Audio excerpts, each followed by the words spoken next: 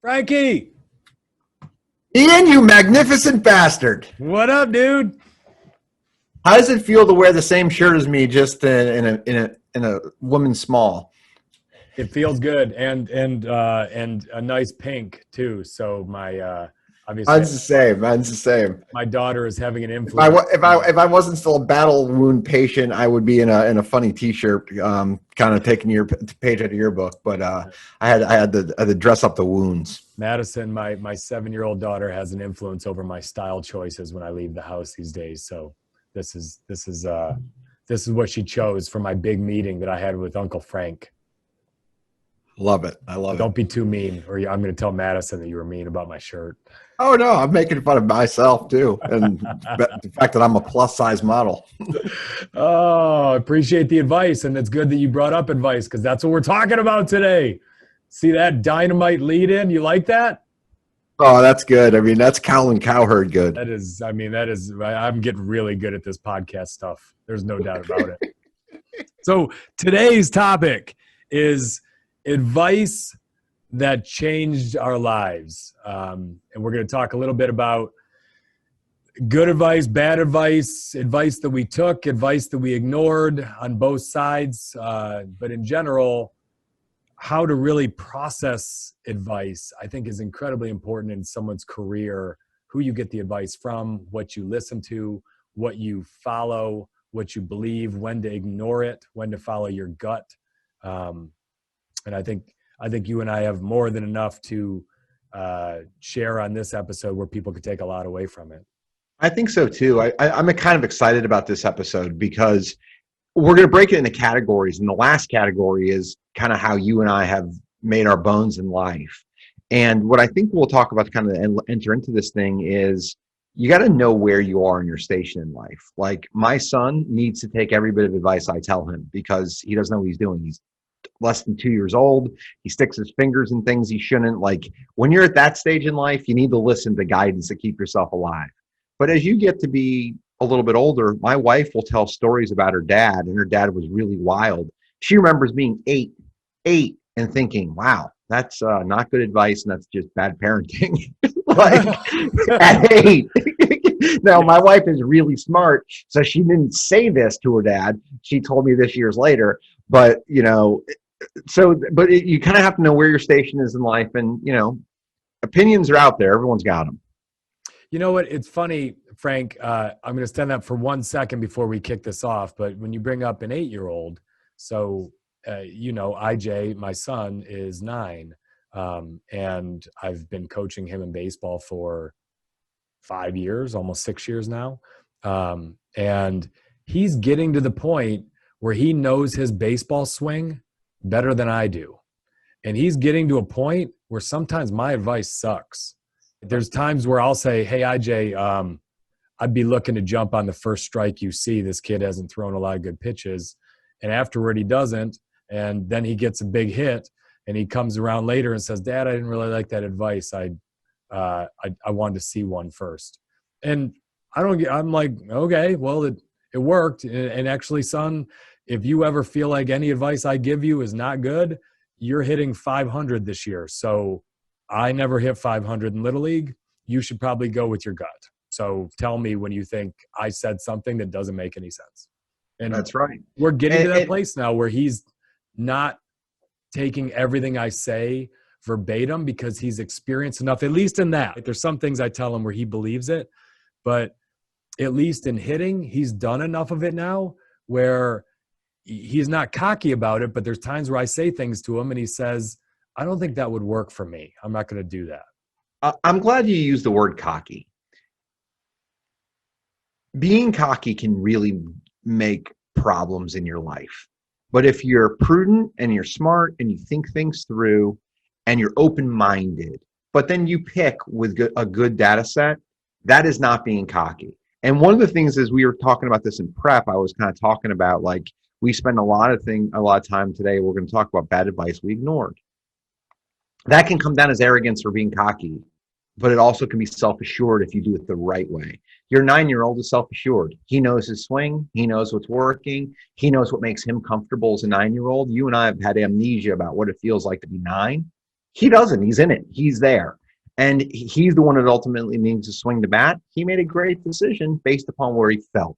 But it's not an arrogant decision. It's a well thought through and processed.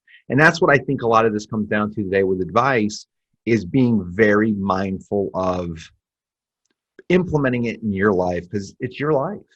And, you know, something you just said there, Frank, I love it. Staying on this with confidence.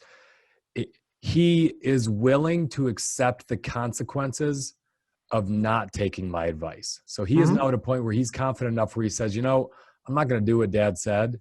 And I'm willing to strike out or ground out or get out doing it my way, because I believe in what I'm doing. And I think there's better ceiling doing it my way. And I think a lot of the things we're going to talk about today, you and I were willing to risk someone saying, I told you so, because we believed in ourselves. And we knew that people might say, I told you so. Almost every example, there could have been people saying, I told you so, when we ignored them.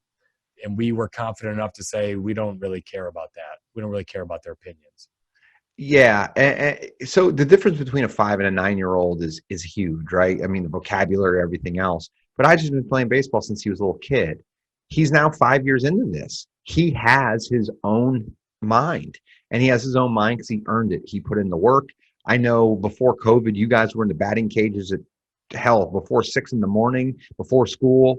Like, he's earned the ability, because of practice and dedication, to have his own opinion. And what you're going to notice through here is most of the bad advice we took, Ian and I were younger. We didn't have a body of work yet. And most of the bad advice we ignored is when we started to kind of feel our own way and be like, maybe that's good advice for you, but that is not the best advice for me.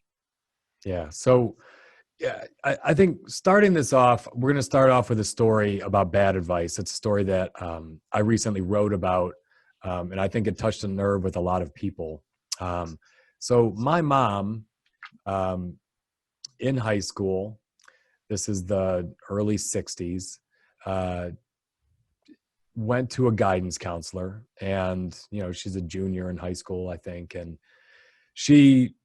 my grandparents owned a record shop. They owned a music business. My grandfather did private lessons. They're entrepreneurs. They owned a physical store. They sold records. They did lessons there. They sold guitars, pianos, anything you could think about. An old school record shop that had everything. And their parents were entrepreneurs. So my mom's grandfather came over from Slovakia and started an industrial business. He sold directly to Henry Ford. Just a really cool story of a guy learning English as he learned how to run a business in America. So all of my mom's influences as a child, she was around entrepreneurs. That's all she was around. She was never around someone who had a 9-to-5 job working for someone else. So she obviously wanted to go that path. She was excited about that path. And she went to a guidance counselor, and not exactly a woke culture in the early 60s. And this guy said, why would you go into business? You're a woman. You'll never make it. You'll never make it. I'm just telling you the truth, and this might hurt, but it's better someone tells you now. You should really think about being a teacher, a nurse, or a nun. And so no other options. Those are the three things that he offered my mom for her future. And at the time, she wasn't the most confident person. She wasn't the person she is today. My mom's a very confident person, but she's in high school, and this is a person of authority telling her that that's a bad idea to go into business. And she didn't want to be a nun, and she didn't want to be a nurse. So she said, okay, I'll be a teacher. And she became a very good teacher. She became one of the best teachers. She won multiple awards. She became a principal and administrator. But it took her 40 years to retire to decide, I still have that itch. I have that business itch. And for the past 5 years, my mom has been selling jewelry for Stella and Dot, and she's one of their best. She's like a brand ambassador. They use her in their marketing. She gets invited to all of their President's Club trips. And, she has a real knack for marketing, for sales, for business. And she spent 40 years doing something based on someone's opinion. She ignored her opinion, she ignored her own opinion, her own gut, which said, I have what it takes to be in business, listened to him, took that advice, and it changed her life. Now, she did great things. She doesn't have regrets. She doesn't mope around about it. But boy, what if that guy would have said, go for it. You could do it. Here's a few ideas. And where did that direction come from? Was he trying? Was he coming from a good place? It could have just been his values. That could have, I don't know that he was trying to be sadistic or hurtful in any way. I think that was just his opinion. And she took it as gospel. She took it as that must be the facts. And think about how that changed her life by just taking one person's opinion. So our parents' ages are similar. And that was the era where that was kind of how it was. And how it was this: your mom's a woman. She probably couldn't have been a business owner based upon almost everyone's thoughts back then. And the other thing of it is, I don't know if this is socioeconomic. I don't know if this is culturally timed. It's a combination of both. We used to put a lot of value in people's opinions who were in a guidance counselor's office because they were a guidance counselor. Like, as a society, like, I can tell you right now that if my kid, I only have a son, but let's just fast forward, Madison goes in and someone tells her, you can't be a business owner, Madison's going to come home, have that conversation with you, and you're going to be like, hell no, if that's what you want to do, you're absolutely going to do it. So I don't know if that's, we've graduated to a place where our grandparents weren't, which I think is part of it. I think we have slightly more sophisticated outlooks because of our education, our careers. But yeah, I mean, think about, so the Black Lives Matter thing is huge right now. It's going on everywhere. And I'm going to use a really, really weird analogy. I am not a soccer guy. I don't really, I mean, I have a football body. I grew up playing football. And it was 2000, I think, you have six. a football body and that your body looks like a football, or you have a football player's body? Both. Okay. And in 2006, like, the U.S. is getting its ass kicked in the World Cup in soccer. And there's a kid that worked with us at the time. He was in sales, and he was a soccer guy. And I'm like, man, we just suck at soccer. And he was like, this was when Reggie Bush was like the most amazing player on earth. He goes, can you imagine if someone stuck a soccer ball between Reggie Bush's legs when he was 3? And everybody in America had a soccer ball put in front of them, how great we would be nationally. And that's the thing. Like, the whole thing with the Black Lives Matter, your mom, sexism, all this other stuff, like, it's real. But if we could figure out how to give people the outlet and how to rally, if we really cared about being good at soccer, we could.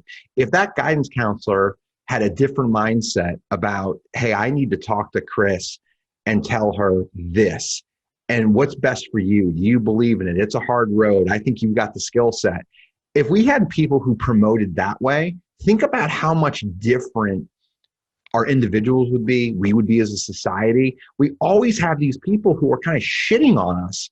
And in many instances, they don't even realize they're doing it, but that's where the advice comes from in a lot of instances. And like, we're going to get to this later, but like, I'm 45 and I'm pretty successful and humble, clearly, and look like a football. But besides those things, I'm 45, I'm pretty successful, and I don't give a shit what most people tell me, because they are less good at managing their time. They are less good at doing a lot of the things that I'm pretty good at, and I've got a system that works.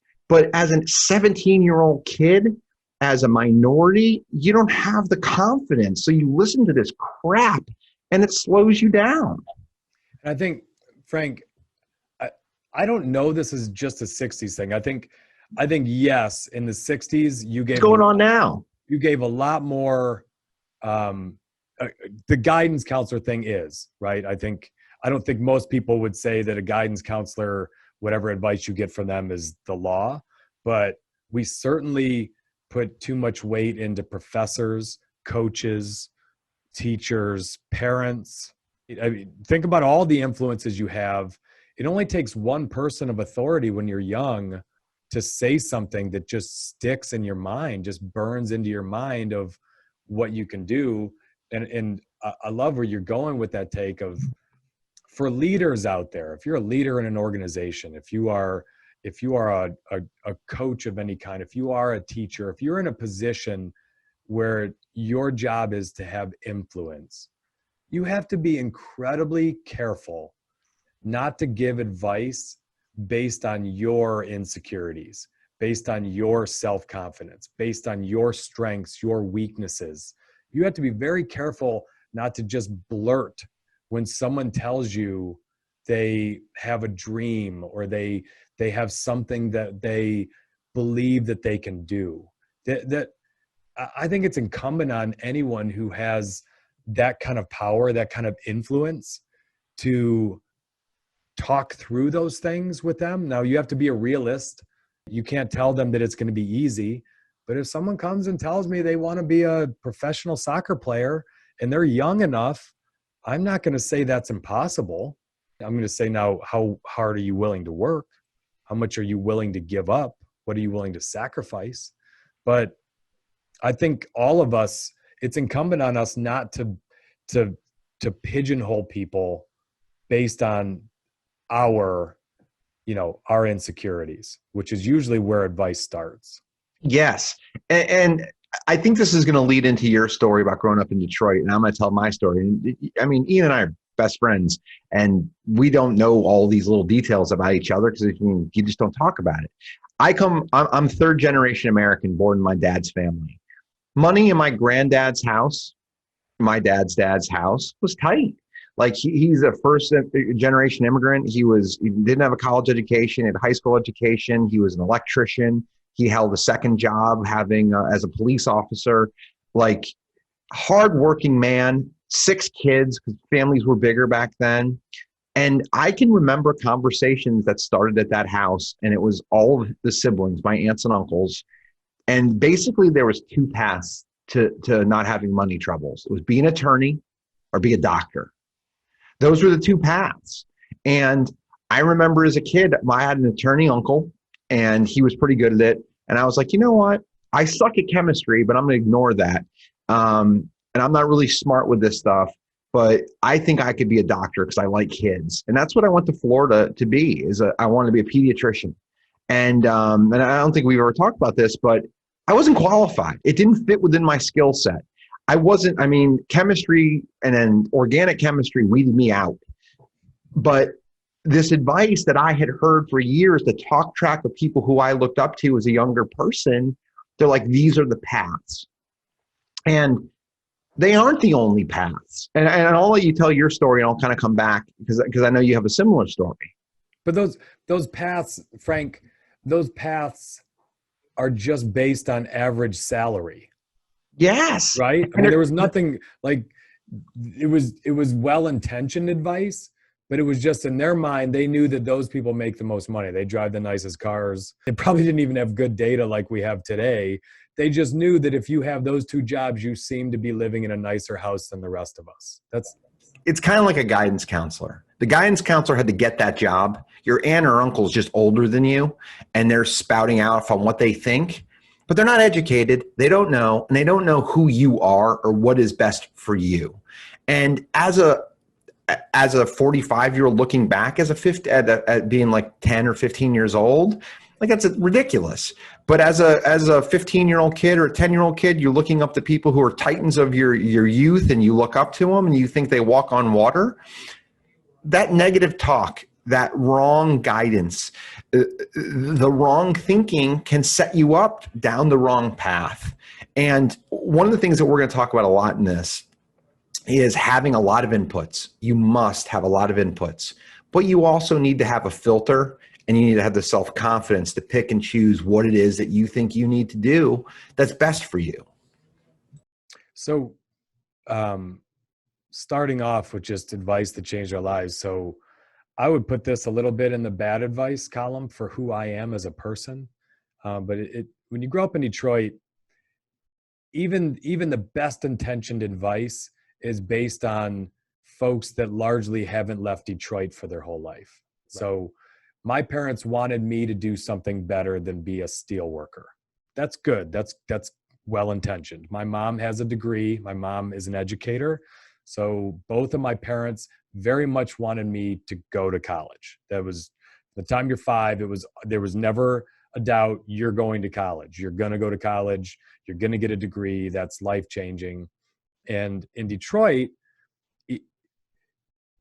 even the getting the degree, my parents struggled to think of all the different things you could do with a degree. So it was get a degree. We just know that that's going to pay better. It's going to give you more stability. We just don't want to see you doing back-breaking shifts like your dad in a crappy steel mill, like your dad and your grandpa did. So the path really was, you're smart, you're good at math, so you'll be an engineer. But it always tied back to the auto industry. So, and this wasn't just my parents. This was everyone in my high school. When you grow up in Michigan, you're going to go to college and you're going to get a degree that will get you a good job at Ford, GM, or Chrysler, or one of their big suppliers. That everything tied back to what people knew in the area. And the only thing in Detroit in the 80s and 90s was auto. It's changing a little bit today, but obviously that was a pretty big downfall. And so if you were ambitious at school, and if you worked hard, if you studied, if you had decent grades, your option was to get a college degree so you could work in the auto industry, stay in Michigan. If you were not, and if you were mechanically inclined, if you took auto shop and wood shop and you like to tinker, then your option was to go work for the union, to get a trade, to be an electrician, to be a plumber, to work somehow, find a good, solid paying job with the union where you have good benefits. But nowhere really in growing up was an option ever just leave Michigan because jobs have been dying for 20 years. That never got brought up. It was either get a degree so you can keep doing the same things in Detroit, or get a trade so you can keep doing the same things in Detroit. But no one that I ever talked to, people, Frankie, out of all the kids that graduated in my senior class, only a handful even left Michigan to go to college. It was Michigan State, Michigan, or some of the smaller schools that were in Michigan. But just me going to a school in Indiana was kind of shocking, that I was going to Purdue, that I was going to leave the state. That was never part of it. So it was even to the point of, Frank, there were more people that took German in my high school than Spanish. Not a lot of people took Spanish, even though Spanish is so much more prevalent in America. But because in Michigan, you took German because of BMW and Mercedes, and because that was the big other power center in the world, and because they didn't have Japanese, or that would have been one that we were taking. But you even took German because people were already thinking ahead that as an engineer, you'd be making trips to Germany one day, and this will help your career to work in the auto industry in Detroit. So I think, and I don't know that was ever just direct advice. I think that some of that was just an assumption of what you're going to do because this is where you live. There was never go start your business, go move somewhere, go get it. You could live in New York, you could live in California, you could live in Europe, you could get into sales, you could start a business. There was none of that. There was none of that talk. I had no influences like that. So I took some notes while you were talking. In many instances, bad advice isn't bad advice that is willfully bad advice. It's well-intentioned, but it's just bad advice. 100%. And Detroit, I was born and grew up in Springfield, Massachusetts. Springfield, Massachusetts is a dying town. It used to service the motorcycle and the tobacco and all these industries that are going away. And there's not a lot of things there. And my dad moved to Florida when I was 5. So my whole family moved away because my dad saw more opportunity in Florida for himself and then ultimately for us. So that's part of it. What I've learned in life, Ian, is the people who give you the most advice usually should probably give you the least. Like the people who talk the most are always the ones who have no fucking business talking. Yeah. Yeah. And when you're a kid, you just think, oh, old auntie or so-and-so or my family friend that's so charismatic.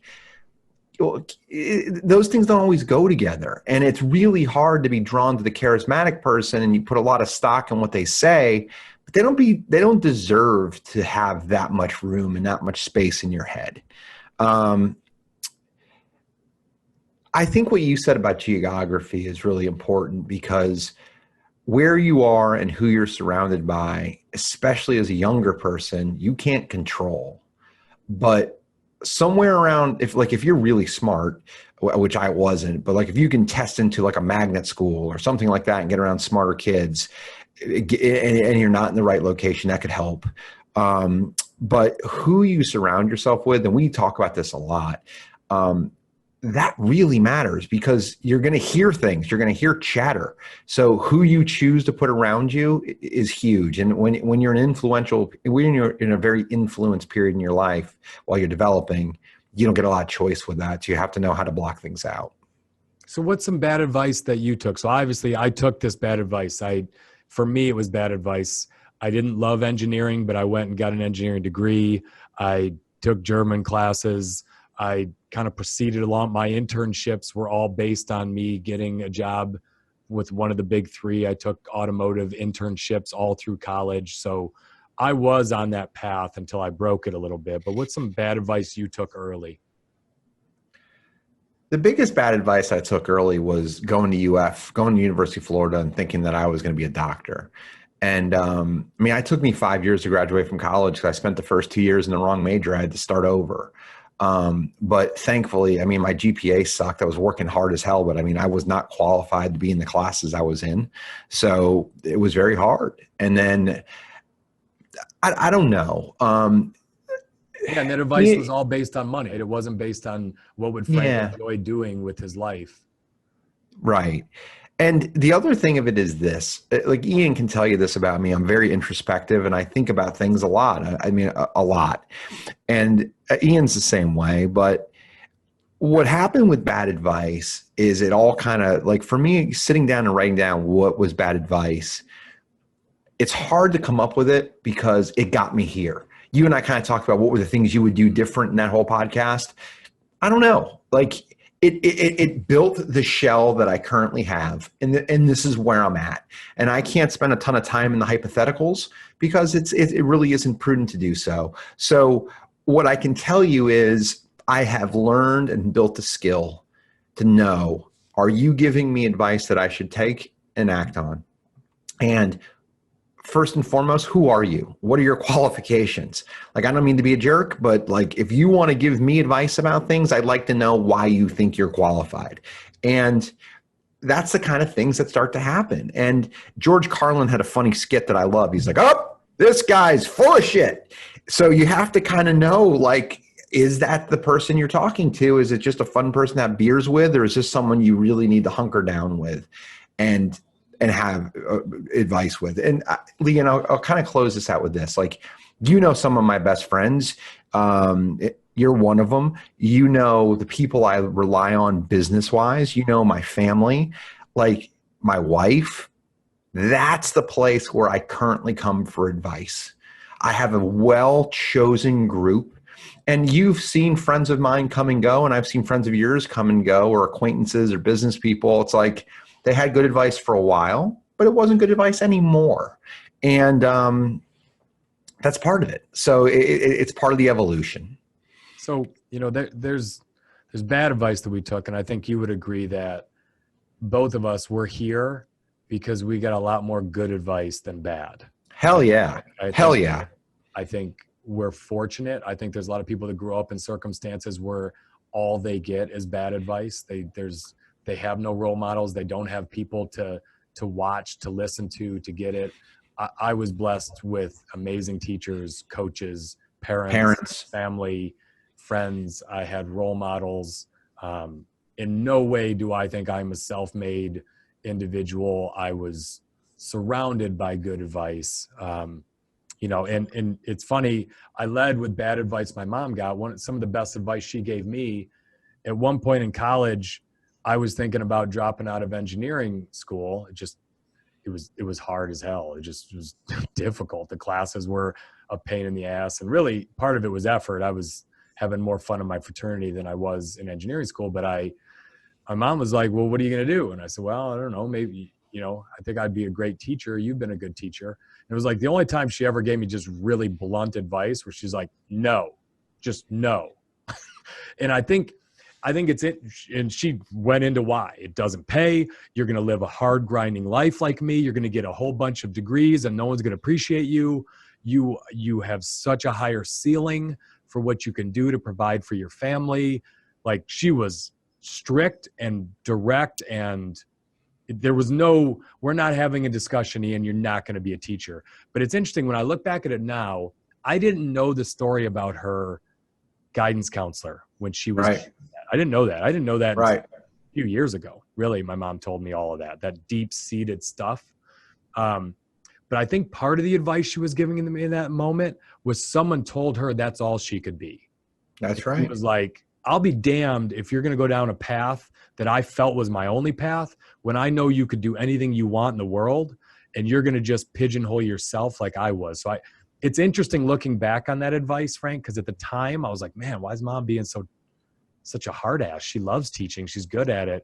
But now when I look at that advice, that was coming from a place that was probably deep inside of her of don't limit yourself like that.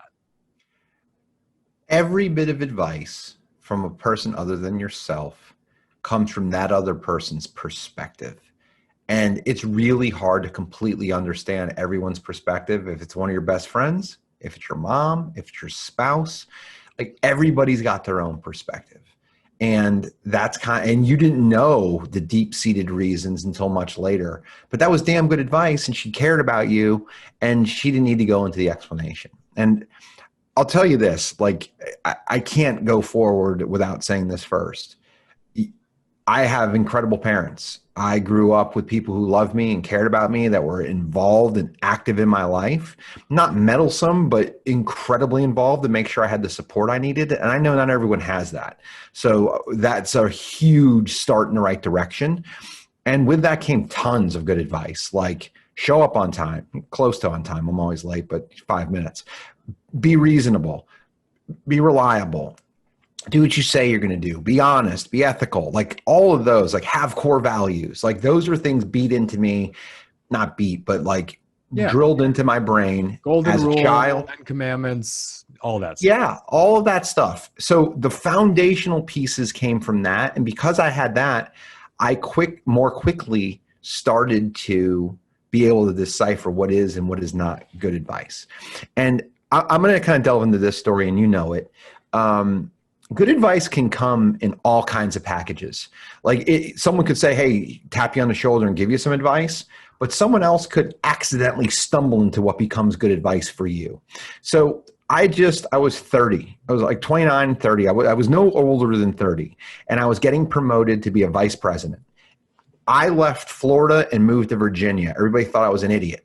I did it anyways. I found a job that suited me, that I knew I could stand out in, and I could distinguish myself in my career. And I'm like, this fits me well. And it fit me incredibly well. So I picked the right job. And there was a lot of naysayers and people thought I was crazy. I'm 30 years old. I've been there 6 years, 7 years. My path was incredibly fast. And I'm having a dinner with my boss and my boss's boss, and dear friends of Ian and mine's. And we were at a bar, and I was facing my boss's boss, and behind my boss's boss was basically the guy that owned the town I was in. And this guy's a big deal. I mean, I don't know if he's a billionaire, but he's pretty close. And, he was out, he was having fun. It was a lively environment. And here we are celebrating this huge accomplishment I just got anointed into. And a man who has been living this path for 25 years says at this dinner about the gentleman behind him, man, I could have had his life if I wasn't so risk averse. And I'm sitting there like eating my food, my expensive dinner, or having a celebratory night. And I'm thinking, this is the path I'm about to get on for the next 25 years of my life. I'm going to work my ass off. I'm going to grind. I'm going to help this company grow. And then 25 years from now, I'm going to be sitting here telling some other young kid, shit, I wish I'd followed my passions because I wish I had that guy's life. What's And it was fascinating, he wasn't trying to give you advice, was he? He was just musing. no. He was just musing. The guy behind him was having fun, and he was young, and he was with a hot chick, and he like owned the town, and he was like, you could just tell like there was buzz around that table. And we were just three dudes having dinner. This guy owns, like, this guy's a big deal. Mm-hmm. And there was a palpable buzz about it. And it wasn't advice. It was just one of those things where I said nothing. I told Ian the story years later, and I quit that job 36 months or less after that moment, because it's like, what the hell am I doing here? I just made sure I made enough moves that I was ready to quit. But I'm like, I don't want the next quarter century of my life to look like this. Yeah, suddenly your role model, you just found out your role model had regrets. Wasn't confident in the path he took, and you were following the exact path that he is admitting to having regrets from, which could be really powerful. Yeah. And one of the things that we keep talking about is the influence of role models. We didn't talk about this in prep. I didn't write it down. But role models are your grandparents, your aunts, your uncles, your parents, your coaches. As you get into your career, role models become bosses. But they're all flawed. Everyone's had their own path. Everyone has regrets. And what you start to learn is, how do you pick these things out of the carcass, and how do you make the right decisions for you? And what aren't they telling you? In a moment of vulnerability, they might tell you something that gives you the keys. Like, wow, that was like that was a huge gift, and it was an unintentional gift. Yeah. Inadvertently, that changed your path. That made you. It's kind of one of those. A lot of times in business, we just get on an automatic track. And sometimes you need those path interruptions that just kind of stop you, and they're jarring. It's like a bucket of cold water that just kind of wakes you out of whatever sleepwalk that you've got. That's one of those moments. And I think, Frank, you have to be intentional when you're seeking advice out. So when I was getting ready to leave GE, and when I was getting ready to leave NBR, I didn't talk to people who were at GE or at NBR, because one, they had a vested interest in me staying, but two, they hadn't left. So I knew their advice was going to be be here with me. It's the old, when you drop a bunch of crabs into a net and one starts to get out, they all start to pull you back. They pull the crab that's trying to get away back in because they want them there with them. But it's not even mean-spirited. It's more what's right for them. It must be right for someone else, because they've made their choice to stay. So there was no one at NBR I was going to tell that I'm considering leaving. There's no one, not even the most trusted person that I had at NBR was going to hear. So that when I left both those places, people were shocked. They were shocked. Like, what, you seem like you're having a great time and you're doing so well, you're making money. What's going on? Who did I talk to? I talked to you, and I talked to Macaulay, two other people who left NBR. When I left GE, I talked to Macaulay, and I talked to one other guy, another manager who had left GE, because I wanted to know, are you still confident in the decision that you made? Tell me how you made the decision. I didn't want to talk to people who hadn't made that decision. I know what it's like to not make that decision. Why would I bother? I've been there 13 years and 6 years. Why would I need to talk to other people who hadn't made the decision? Because I know why I hadn't made the decision. I knew all the reasons to stay. I'm just going to talk to someone else who's going to give me all the same reasons. Talking to you mattered. It could have really made me pause if you'd have said, Ian, think hard about this before you do it. You didn't give me advice either way. You asked a lot of questions, but you certainly weren't like, are you nuts? How much money do you have in stock options? You didn't do any of that. You didn't get into money. You just asked a lot of questions. And between the two of you in multiple conversations, you didn't give a lot of advice, but you made me feel comfortable that my worst fears were not about to happen if I went through with let's be real, Frank. By the time I had talked to you and Mac, I pretty much made my You made mind. up your mind. Yeah. My gut was where it needed to be, but it did help me to have some people tell me my worst fears weren't going to matriculate.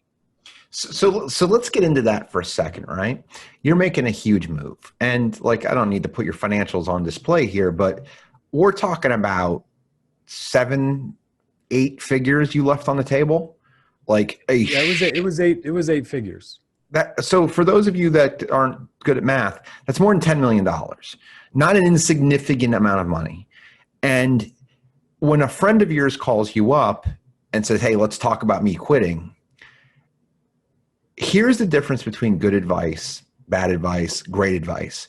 I knew what was at stake, and I knew I was being asked to listen, and I was being asked to weigh in. But the way that bad advice happens is the person just starts blabbing. Good advice typically comes from, oh yeah, tell me about it. What's happening? What's going on? And everything we've talked about with bad advice in this entire podcast has been about people who don't understand you. Good advice usually comes from people who really try to understand, where is this person at? We have a track record. We know each other, but where are you at? Why are you here? What are you thinking? What are you going to do? You are going to leave this place where you're very important, and that's going to go away. Have you considered that? And I had done it. I had left the C-suite and been, everything from janitor to CEO. It's a lonely place. So we talked a little bit about all of those things. And it's a really nice place to get to if you can make the decision the way Ian did. But that, I think, Ian, the best advice I've ever gotten has always been not just one-off nuggets. It's usually conversations and things that are a slow boil over time, where you have real confidants that you can go to. Yeah. I mean, and it was important for me to talk to folks that had my best interest in mind and didn't have an agenda. And that's another reason why I didn't talk to people with my company. They had an agenda. Whether I was talking to someone who reported to me or someone who was above me, I was either making the company money or keeping it stable, or, someone on the home builder side, they trusted me. They had a confidence in me, or someone who reported to me didn't want a new boss. There was no one to talk to. You have to talk to some people that you trust outside that just know they have your best interest in mind, and they're going to try to keep their own lens out of it. And I think that kind of gets us to, people that have your best interest in mind. Good advice. We ignore good advice sometimes from people that have our best interest in mind. And, sometimes you just got to learn hard lessons in life. You have to go step out and get smashed. And if that person really does have your best interest in mind, they're not going to be the I told you so kind of person. They're not going to do that. They're not going to go rub it in and say, I gave you different advice. You ignored it. You're reaping what you sow, because they wanted the best for you in the first place. They don't need to do that kind of thing to you. Exactly. And so my dad is someone we both look up to and is awesome, right? The sheriff. So I will remember, this is one of the more important moments in the history of my life. I went to the University of Florida. My parents lived 4 hours south. And I'm going from Gainesville, the middle of the state of Florida, to Virginia. So I'm down seeing them, and then I got to go to my apartment and drive to, pack my crap and move to Virginia. And my dad says 2 things. Frank, I'm proud of you. It's a big step. He goes, I hope you make it. I hope everything works out the way that you want it to work out. If it doesn't, there's absolutely no shame in coming back. We will welcome you with open arms. And that's what I needed to hear. Hey, if it isn't what you think, you don't have to gut it out, but we support you. That's incredible advice. It was compassionate from someone who didn't show me a lot of that as a kid. It was absolutely topical and relevant. It was the advice. It was everything was right about what it was that he said to me. And it was that moment where I felt like, wow, I can really do this and I can thrive, but I also have a ripcord if I need to pull it. Yeah. And he's giving you the freedom to go chase what you want to chase, to That's right. go create the future you want to create. And there will be no judgment one way or another. He supports you. Do what you feel is best. And we're here if it doesn't work. And that's really, at that age, that's what you need to hear. That's what you want to hear. That's exactly right. You know, you don't want him to tell you exactly what to do in that moment. So let's talk about, wrap this up with bad advice that we ignored, because I think in preparing for this, as we talked, I think ignoring bad advice is, you know, the good advice is all around us and we're fortunate if we have it, but how to ignore bad advice and go with what our gut says is critical. And I can go through a bunch of these. I go get an engineering degree from Purdue University. It's a top 5 engineering school. It's expensive. I now have an engineering degree, and I learned through my 4 internships that I couldn't stand engineering. A little bit like you with the doctor, like right. 4 engineering internships. And I'm like, Jesus Christ, 40 years. I'm going to sit in a cubicle and draft an engineer, and maybe I'll be a manager of engineers or a manager of managers of engineers. Like, the more I thought about it, I couldn't stand it. I hated it. And I was fascinated by the sales guys that came in and out of the office in these internships. I was fascinated by them. I looked up to them. They were extroverts. They were more like me. I saw myself in them. They looked to be having fun. When they told me about their job, it was endlessly interesting to me. And so when I told other engineers and folks, hey, I'm thinking of getting a sales job, the advice was, what are you doing that for? You don't need a college degree to get into sales. That's their lens. They're picturing people with high school degrees that went and sold cars or, you know, sold widgets. And that's true. You don't need a degree to sell. But in their mind, they immediately thought, you just wasted 4 years of your life, got a really tough degree, and you're going to go into sales. And most advice I got was, that's nuts. But I was getting that advice from other people with degrees, other people in engineering, and folks that didn't really understand how you can make a career path out of sales. And I wasn't taking any sales job. I was going to work at GE on the technical sales leadership program. At the time, it's the late 90s, it was the #1 sales program in the world under Jack Welch. And still people were like, what are you doing? What are you doing that for? And it's like, well, you don't, you know, it's kind of like getting an MBA in sales, you know, but no one quite understood that. And I get to GE and people are right away already saying, like, when are you getting your MBA? When are you getting your MBA? These are higher up executives at GE, because everyone general manager and above had their MBA from some Ivy League school. Hey, you know, GE will pay for it. Let me show you the program. Like, I had no interest in more college. I had done more college than I wanted to. I had no interest in ever taking another college course again. But because they had got an MBA and that was their path, they were pressing it on you. And some of that I do think was a little selfish, because they knew that if I got an MBA and the company paid for it, I was less likely to leave, because that worked for them, because now I owed the company money in some way, or some misbegotten loyalty. Right. So everyone's pushing me to get an MBA, and I'm like, I don't want to do that. What if I just want to make a shitload of money without getting an MBA? I don't want more college. And then I'm on this technical sales program, Frank, and there's 20 of us that started on this program, and I kind of weaseled my way to getting an offer in the Chicago office, which is where Jenny lived, my girlfriend at the time. And I wanted to live in Chicago, where all of my friends lived. And if I didn't go after this, it might not be available in a year. I was only 1 year into a 2-year program.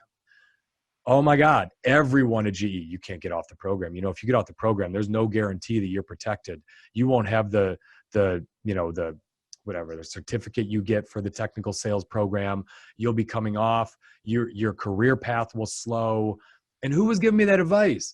the leader of the technical sales program, the other 18 kids that were on the technical sales program, managers who had graduated the technical sales program, people that were risk adverse and like, hey, if you don't sell, you'll be out. You'll just be like anyone else in this company.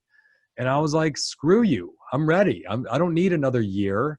I'm confident. I believe in myself. I think I'm the best salesperson out of all 20 of us on this program.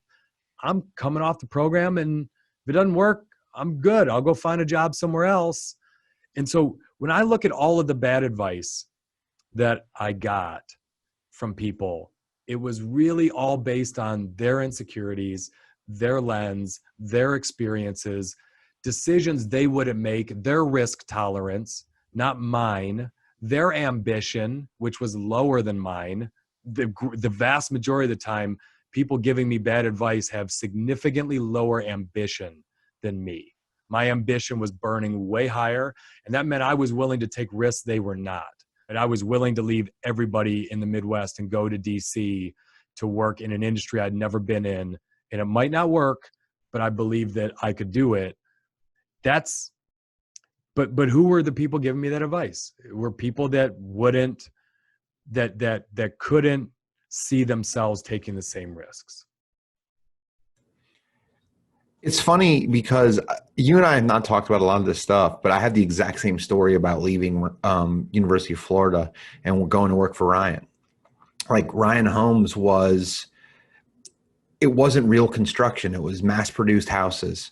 Like on a construction site, a normal construction site, you're using 5,000-6,000 PSI concrete, and you're using rebar like number 11 bar. And like Ryan used like concrete that was essential, like the sackcrete, which is not really concrete. And like the rebar was like number 3. It was like a toothpick. But I didn't give a shit about building huge monuments. What I wanted to do is I wanted a career where I could grow and I had path and I had a way to get into management. Like I wanted to be a leader. I wanted to be a leader inside of an organization. I didn't want to build structures. And I had professors laugh at me. Now, it didn't stop them from asking me for money before I graduated. Hey, don't forget to give us money. And that's true. Yeah. And I had people threaten me like, I'll fail you out of this class because you're missing too much time for your job interviews. But, here, write us a check. But in all seriousness, like I looked at it and I learned this from my parents and the stuff I had learned. Like, this is my life and this is my moment. And I already took the wrong major and I sucked at it. I'm not doing that for my career. I'm going to pick the career where I can distinguish myself, and I want to go there. This place talked about a work-life balance. This place talked about hiring English and business majors to build houses. This place said, we'll cross-train you in sales. I knew I was going to work my ass off. I'd rather go work my ass off where everybody else has a work-life balance. I'm really going to stand out. I already know construction. I'm going to fly up the ranks. I've won every sales contest I've been in since I was 5. I want to go there and work and learn how to sell in a corporate structure and see if I'm as good as I think. That was the stuff that I knew. And this all comes back to the people who are giving you this crap. Some of it isn't really advice. It's just noise. And you got to learn how to tune out that noise. And you got to learn like, hey, my moral compass and my belief is here. You had it. I didn't even realize you left a management track to go sales. Like I knew that you moved, but I didn't realize it was like, it's almost like you're downgrading, but you're downgrading because you're like, you know what? Fuck it. If I go over there when the rails are off and I can push, and sometimes getting pushed or putting yourself in a position to get pushed is going to get you further. Like that's the kind of stuff guys like us want. Like we want a challenge. We want to say like, all right, I'm going to prove to you I'm not going to fail. Yeah. All those, 4 years later, after I made that decision, all of the trainees that had been on that program that stayed at GE reported to me. Yeah. And reported to me a couple layers below. Because what they learned really quick is you can't be a sales manager if you can't sell. So I went and sold, kicked ass at it, made a name for myself, and got promoted to manage other salespeople. So, that fear they had was just so unfounded, and really it came down to the fact that they were more risk adverse than me. They wanted protection, and I didn't give a damn about that. I just wanted to go kick ass. So I think I think really wrapping this up, Frank, I think there's 4 big points of this that we've talked about today as I've been jotting some notes down. I think one is be careful who you take advice from. Even if it's well-intentioned, pick people that have gone places that you want to go.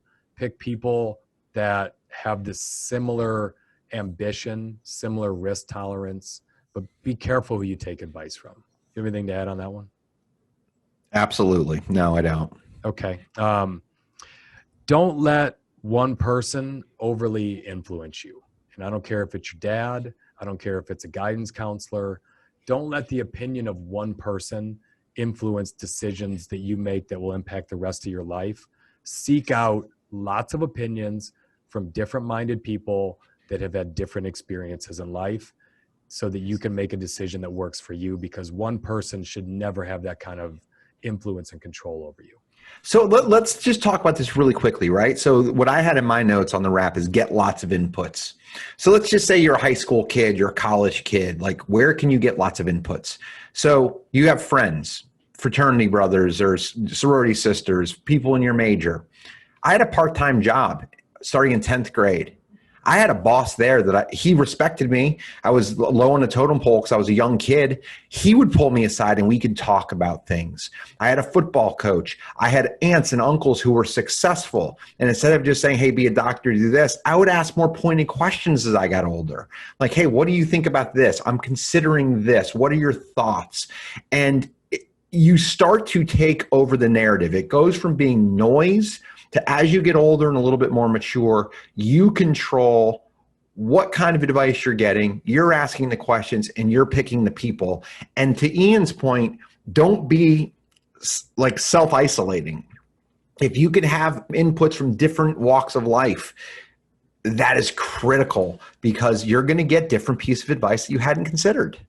And if those voices are overly negative, or if those voices are coming from people that have not reached a level of success that your ambition wants to take you to, put them out, mute them, and find new voices. So I agree with you on all the areas where you can go find someone. And Frank, the other thing is we're more connected than ever. That's so true. I just said someone on LinkedIn last week tell me they were going for their 3rd round of interviews and they were nervous.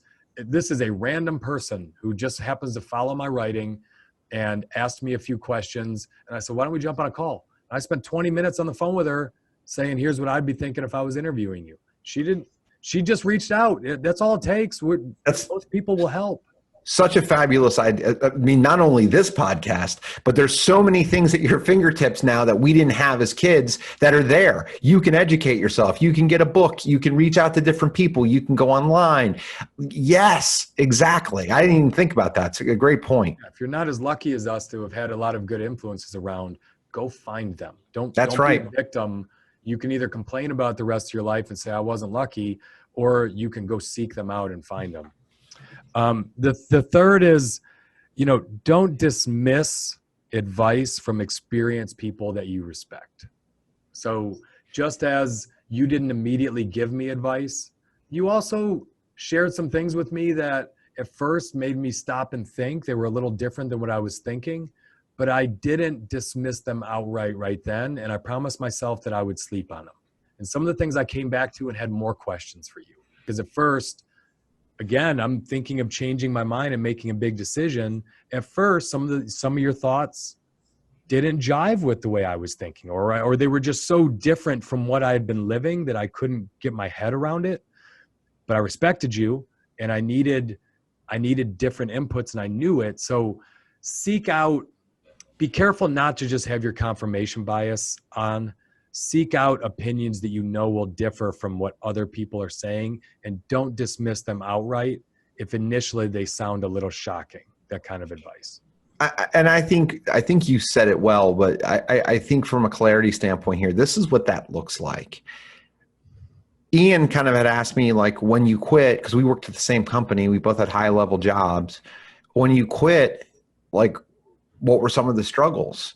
And some of the struggles are not the things that you would think about. And we kind of talked about those things. And I'm like, I don't know if you'll go through this, but I did. And I was honest about it because it was how I did it. But this is the difference between good advice and bad advice. Bad advice is go do this. Good advice is, hey, Ian, I'm not sure if this is how you're going to experience this, but this is how it affected me. And this was my path.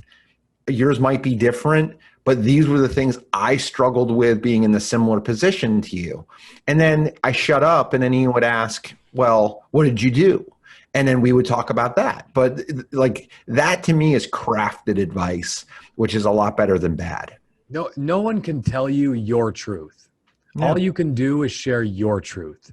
Let me tell you how I felt in a similar circumstance. Let me tell you about a decision that worked for me in that circumstance. Let me tell you about what I struggled with. It's not, let me tell you what you're going to struggle with. Let me tell you how you're going to feel. Let me tell you no, that's bullshit. You don't know that. They're not you. They're a different person. We're all different. So the best advice sometimes is just to share what was going on inside your head when you were in a similar circumstance, and to be very honest that it might be totally different for you. You and I happen to think a lot alike, so a lot of the things are comparable, but there's a lot of things you and I are very different on that. Of course. It's okay. Yeah. But you never told me, here's exactly what's going to happen to you, because some things were different for me. But you did what we said. You got a lot of inputs, and then you're going to talk about next being true to yourself and having self-confidence, kind of the 2 points we were going to wrap up with. That's what it takes. You get a lot of inputs and you just decide. So like you usually do the wrap, but being true to what you want and having the self-confidence to believe in it. Like getting married for me feels that way. Like it's a leap of faith. Like you think you're making the right choice. And I mean, I made a great choice. It was true to what I wanted, but like, I don't know. I didn't ask for confirmation from others. I had the self-confidence that I was making a good choice based on a lot of other things. Business ways, it's the same way. Like one of the things we didn't talk about is a banker told me not to buy something. And I was like, he's nuts. And I went and did it because I knew deep down that I was right. But you can't be arrogant. We talked about that. But it's critical. At some point, you just got to cut the ripcord and go. Yeah, I think the marriage example is a really good one, because even when you start to date someone and you start sharing with people like this might be the one, a lot of people are going to go along with it, but some people are going to be like, really? Like, are you sure? I don't really see you guys the long-term, like, the hell is that? That's not, the only thing that matters is your gut, because that whoever's giving you that advice is not going to live with that person for the next 50 years of their life. You are. Right. No one is you. So you have to go into any advice you get from, no matter how much you respect the person, no one is you. And at the end of the day, no one will live with your decisions but you. You're the only person who lives with every decision of your life. And in your career, in your life, your personal life, you have to trust yourself at some point. You have to trust your gut. And be careful not to be overly influenced by all the voices of people that are trying to help you, whether it's good intentioned or not. You have to trust yourself. There's no one is you, and no one can give you perfect advice. They just can't give you perfect advice because they can't know how you're feeling. So this is probably a different podcast, but the last thing I'm going to contribute of note is this. There's a quote attributed to George Washington, and it goes something along these lines. The only bad decision is no decision. What we're telling you with advice is to seek advice, listen, filter, make good decisions. If you made bad advice, I was in the wrong major. Ian was in the wrong program. That's when you recalibrate and you go through the process again. You seek advice, then you make another decision. And that's what life is. Life is a series of decisions stacked on top of themselves. And the beautiful thing about where we live and what we get to do is we get to control a lot of that stuff when others don't. And that's pretty great. And even for people who think they have it figured out, it's not, it always kind of feels like a work in progress, because that's what it is. And there's a constant process here. This is not something that you just do once and it ends. I think that's a very good wrap. I think some advice we should give ourselves is to shut up and end this podcast. I was thinking about jumped giving the you some shark. advice. You probably shut up like 10 minutes ago. You kind Like of wear me out. Fonzie and jump the shark. I think we've hammered it home. I think this has been a fantastic podcast. Frankie, it was good to see you, dude. It was, Ian. I had a lot of fun. I don't think you look like a football. Give yourself a break, bro. Thank you. You look good. You look like you've been working out. Keep it up. See you, dude. All right, guys. We'll talk to you soon. What you just said is one of the most insanely idiotic things I have ever heard. Everyone in this room is now dumber for having listened to it.